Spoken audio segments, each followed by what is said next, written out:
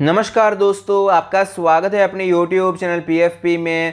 पिछले एक साल में मार्केट ने बहुत ही अच्छा परफॉर्म किया है और ऐसे सिचुएशन में ज़्यादातर स्टॉक फेयरली वैल्यूड होते हैं या ओवर वैल्यूड हो जाते हैं। लेकिन आज हम एक अंडर वैल्यूड शेयर के बारे में बात करने वाले हैं, जहां पर आप खरीदारी के बारे में सोच सकते हैं। स्टॉक का नाम है LIC हाउसिंग फाइनेंस। कब खरीदना चाहिए, कहां तक जा सकता है, इन सब चीज़ों के बारे में बाद में बात करेंगे। सबसे पहले रीज़न समझ लेते हैं कि ये कंपनी हमें अंडर वैल्यूड क्यों नज़र आती है। तो LIC housing finance fund raise करना चाहती थी। 2334 करोड़ का वो फंड रेज करना चाहते थे। उन्होंने सोचा प्रेफरेंशियल बेसिस पे अपने प्रमोटर LIC को शेयर्स देते हैं और उनसे फंड रेज कर लेते हैं। तो प्रेफरेंशियल अलॉटमेंट में प्राइस पहले से फिक्स होता है, तो कंपनी ने प्राइस फिक्स किया। 514.43 पर शेयर का प्राइस फिक्स हुआ था। सेबी की परमिशन अभी तक नहीं आई थी प्रेफरेंशियल अलॉटमेंट कंटिन्यू करने के लिए। वैल्यूएशन के बारे में थोड़ी सी चर्चा हो रही थी, तो एक वैल्यूअर को बुलाया गया, थर्ड पार्टी वैल्यूअर को बुलाया कि भाई आप देखिए ये जो प्राइस डिसाइड किया है क्या वो सही है या फिर थोड़ा महंगा होना चाहिए, सस्ता होना चाहिए, एक बार आप चेक कर लीजिए। तो हरी सूर्या जी, जो कि insolvency and bankruptcy board of India के साथ रजिस्टर्ड हैं, उन्होंने अपना इवैल्यूएशन किया और उन्होंने भी यही कंक्लूड किया कि जो ये प्राइस डिसाइड किया है 514.43 का, ये करेक्ट प्राइस है। तो अभी होने क्या वाला है, LIC हाउसिंग फाइनेंस के शेयर्स खरीदने वाला है 514 के प्राइस पर। तो ऑफ कोर्स एक बड़ी कंपनी, एक बड़ा इंस्टीट्यूशन एक किसी शेयर में खरीदारी कर रहा है 514 के प्राइस पर। अगर हमें वो शेयर इस प्राइस के नीचे मिलता है तो क्लियर है ये शेयर हमें अंडर वैल्यूड नजर आता है। और फिलहाल कुछ ऐसी ही सिचुएशन है। 514 का प्रेफरेंशियल अलॉटमेंट का प्राइस है और करंट मार्केट प्राइस तकरीबन आपको 420 के आसपास नजर आता है। तो ये लॉजिक है कि यहां पर क्यों LIC हाउसिंग फाइनेंस थोड़ा सा एक अट्रैक्टिव बेट नजर आता है। स्टॉक का लास्ट डेट प्राइस है 423, जो कि हमें 5% भागता हुआ नजर आया। सेक्टर का P रेशियो 30 है, जबकि LIC हाउसिंग फाइनेंस का 10 है। क्लियरली यहाँ पर भी आपको सस्ता नजर आता है, लेकिन P रेशियो से ज़्यादा बेहतर हमें PB रेशियो है, क्योंकि जब भी हम फाइनेंशियल स्टॉक को एनालाइज करते हैं प्राइस टू बुक रेशियो देखना ज़्यादा ज़रूरी हो जाता है। प्राइस टू बुक रेशियो 1.04 है। बुक वैल्यू के हिसाब से ही आपको ये प्राइस चलता हुआ नजर आता है, तो बिल्कुल भी महंगा नजर नहीं आता। 21,000 करोड़ की मार्केट कैप है। डिविडेंड यील्ड बहुत ही अच्छा है, 2% से ऊपर का डिविडेंड यील्ड है। 32% का एवरेज डिलीवरी परसेंटेज आपको दिखाई पड़ता है। फाइनेंशियल ट्रेंड के बारे में बात करें तो आप देख पाएंगे रेवेन्यू प्रॉफिट दोनों ही हमें ग्रो होते हुए नजर आते हैं। बहुत ही अच्छी ग्रोथ हमें पिछले 4 सालों में दिखाई पड़ती है।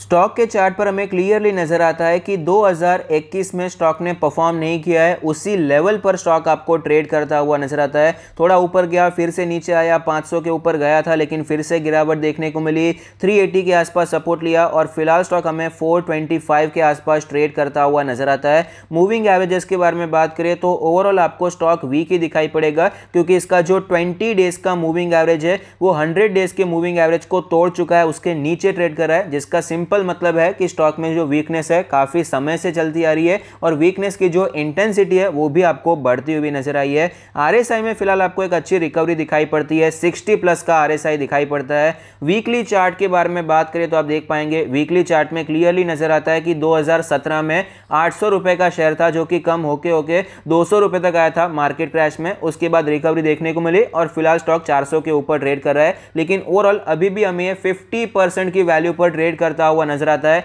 अपने ऑल टाइम हाई से 50% नीचे है। मंथली चार्ट के बारे में बात करें तो आप देख पाएंगे ओवरऑल यहां पर आपको गिरावट ही देखने को मिली है और फिलहाल स्टॉक कुछ हमें कंसोलिडेट होता हुआ नजर आता है। 2021 में ज्यादा मूवमेंट नहीं हुआ है, ज्यादा ग्रोथ देखने को नहीं मिली है और ज्यादा गिरावट भी देखने को नहीं मिली है, लेकिन एक ही रेंज में ट्रेडिंग होती हुई नजर आती है, कंसोलिडेशन चलता हुआ नजर आता है। आपके सामने एक ट्रेंड लाइन है जो कि बहुत टाइम से रेजिस्टेंस की तरह नजर आई है। 2017 से जब से इसने गिरना शुरू किया, इसी रेजिस्टेंस लाइंस पे ये ऊपर जाता और वापस आपको गिरावट देखने को मिलती है और फिलहाल स्टॉक इस रेजिस्टेंस लाइन से ऊपर ट्रेड कर रहा है, जो कि पॉजिटिव बात है। लेकिन ज्यादा खुश होने की जरूरत मुझे नजर नहीं आती, क्योंकि कोई स्ट्रॉन्ग कैंडल आपको नजर नहीं आती है, कोई बड़ी वॉल्यूम के साथ यहाँ पर आपको ब्रेकआउट देखने को मिला, ऐसा बिल्कुल भी नहीं है। जनरली जब भी कोई भी रेजिस्टेंस टूटता है तो आपको फास्ट मूवमेंट देखने को मिलता है, जो कि LIC हाउसिंग फाइनेंस में देखने को नहीं मिला है। तो बहुत ही ज़्यादा स्ट्रांग हो गया है ऐसा बिल्कुल नहीं कह रहा, लेकिन पहले जितनी वीकनेस थी उतनी वीकनेस आपको फिलहाल नजर नहीं आती। ये मेरे हिसाब से एक पॉजिटिव बात है। तो इस स्टॉक में आप खरीदारी करने के बारे में सोच सकते हैं। फिलहाल स्टॉक ऑलरेडी एक सपोर्ट जोन में नजर आता है, कई बार इसी जोन में आया, सपोर्ट लिया और वापस आपको ऊपर जाता हुआ नजर आया। 2 बार ऑलरेडी ये लेवल टेस्ट हो चुका है और फिर तीसरी बार भी इसी लेवल से ये स्टॉक आपको ऊपर जाता हुआ नजर आता है। ये स्टॉक पिछले 1-2 हफ्ते से मेरे रडार पर था, यहां पर मैंने स्टॉक को एनालाइज भी किया था,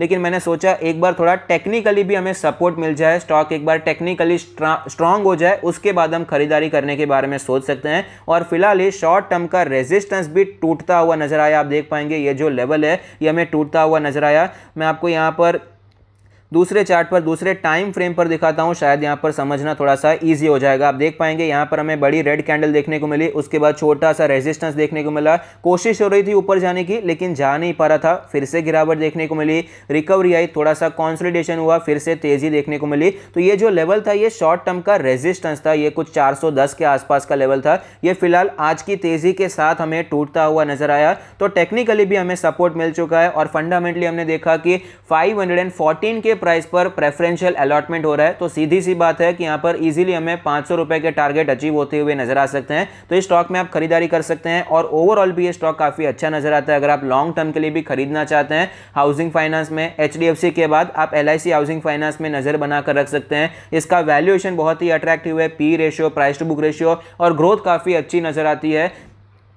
PSU होने के बावजूद हमें यहाँ पर 2017, 18, 19, 20, 21 ओवरऑल अच्छी ग्रोथ देखने को मिली है। रेवेन्यू प्रॉफिट आपको बढ़ता हुआ नजर आता है। कोविड की सिचुएशन में भी कंपनी ने अपने आप को संभाल लिया है। फंड्स का थोड़ा सा कई बार इश्यू हो जाता है, इसीलिए ये फंड रेजिंग के प्लान्स चल रहे हैं। तो ओवरऑल यहाँ पर एक डिसेंट कंपनी है जिसे आप लॉन्ग टर्म के लिए भी खरीद सकते हैं। अगर आप एक मिड टर्म के इन्वेस्टर हैं, 6 महीने 1 साल के बारे में सोच रहे हैं, तो भी एक अच्छा स्टॉक हो सकता है। आपको 500 रुपए के लेवल ईजिली अचीवेबल हो सकते हैं। यहाँ पर स्टॉप लॉस लगाना भी ऑफकोर्स जरूरी है। अगर आप एक पोजिशनल ट्रेडर है तो स्टॉप लॉस आपको क्या फॉलो करना चाहिए, यहां पर देखिए ये जो थोड़ा सा कंसोलिडेट किया था, जो कि हमने 4 आवरली चार्ट में देखा था, तो ये जो लो बना है उसके जस्ट नीचे आप 400 रुपए का स्टॉप लॉस ले सकते हैं। अगर ये स्टॉक 400 रुपए के नीचे चला जाता है तो एग्जिट कर देना है, ज्यादा होल्ड नहीं करना है।